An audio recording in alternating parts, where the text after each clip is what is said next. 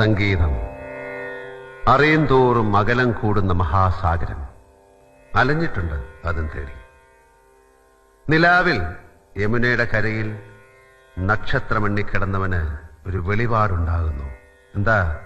ഗ്വാളിയറിലേക്ക് വെച്ച് പിടിക്കാൻ. എന്തിനാ? ഹിന്ദുസ്ഥാനി സംഗീതം പഠിക്കണം. ഗ്വാളിയർ ഖരാന മാജിക് പീകോക്കിനെ കുറിച്ചറിയാൻ ചെന്നുപെട്ടത് ഒരു പഴയ സിംഹത്തിന്റെ മടയിൽ. ഉസ്താദ് ബാദുഷാ ഖാൻ. മൂപ്പനല്ല ഫിറ്റ. എന്താ സംഭവം? നല്ല എ ക്ലാസ് പാങ്ക്. ആവശ്യം അറിയിച്ചു. ദക്ഷിണ വയ്ക്കാൻ പറഞ്ഞു. ഊരുതണ്ടിയുടെ ഓട്ടക്കീശയിൽ എന്താ ഉള്ളത്? ഒന്നുമില്ല.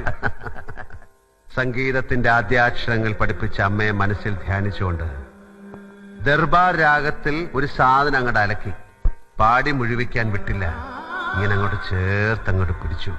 ഉസ്താദ് ഫ്ലാറ്റ്. പിന്നെ ഹൃദയത്തിൽ സംഗീതവും സിരകളിൽ ഭാംഗമായി കാലം ഒരുപാട്. ഒടുവിൽ ഒരു നാൾ ഗുരുവിന്റെ ഖബറിൽ ഒരു പിടി പച്ചമണ്ണ് വാരിയിട്ട് യാത്ര തുടർന്നു. ഇന്നും തീരാത്ത പ്രവാസം. സഫറോं की जिंदगी जो कभी नहीं खत्म हो जाती है. शंभो महादेवा.